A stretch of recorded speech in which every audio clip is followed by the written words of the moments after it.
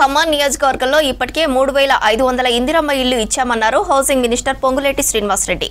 ఖమ్మంలో పలు అభివృద్ధి కార్యక్రమాల్లో పాల్గొన్నారు మంత్రి. ఇందిరమ్మ ఇల్లు రానివారు బాధపడొద్దన్నారు. అర్హులందరికీ ఇళ్లు ఇప్పించే బాధ్యత తనదని చెప్పారు మంత్రి. కానీ విని ఎరుగని విధంగా ఇంకా ఎన్నో సంక్షేమ పథకాలను తీసుకొస్తామన్నారు మంత్రి పొంగులేటి.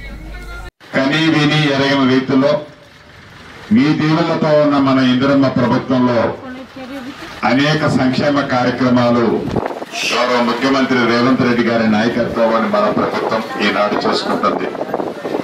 దాంట్లో భాగంగా 200 యూనిట్లు ఉచిత కరెంటు కానీ, ఆడబిడ్డకి 500 రూపాయల గ్యాస్ ముద్దు కానీ, ఆడబిడ్డ ఆర్టీసీ బస్సులో ఎంత దూరం ప్రయాణం చేసినా రూపాయి ఛార్జీ లేకుండా ఉచిత ప్రయాణ సౌకర్యం కానీ, మొన్న ఉగాది నుంచి సన్న బియ్యం కానీ, రాబోయే ఇప్పటికే కొంతమందికి రేషన్ కార్డులు ఇచ్చాం.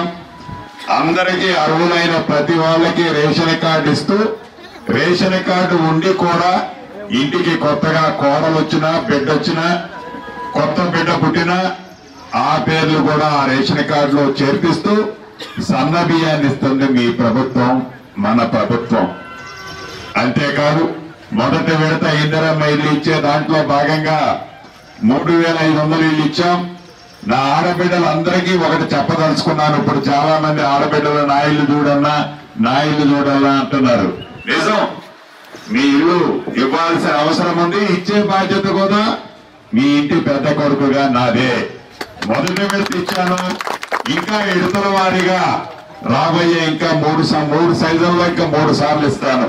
ఇప్పుడు ఇచ్చింది మొదటి విడతనే. ఇంకా రాబోయే కొద్ది నెలల్లో ఈ వర్షాకాలం తగ్గేలోపు మళ్ళీ కెడితిస్తా అన్ని మళ్ళీ నా ఎన్నికలు వచ్చే టైం నాటికి అన్ని రోడ్లు ఈ సంవత్సరంలో పూర్తి చేస్తా. ఇళ్లు బట్టికి నా ఎన్నికలు వచ్చే లోపలనే ప్రతి అర్హులైన వాళ్ళకి, పేదోళ్ళకి ఇందిరమ్మ ఇల్లు ఇచ్చే బాధ్యత నాదే.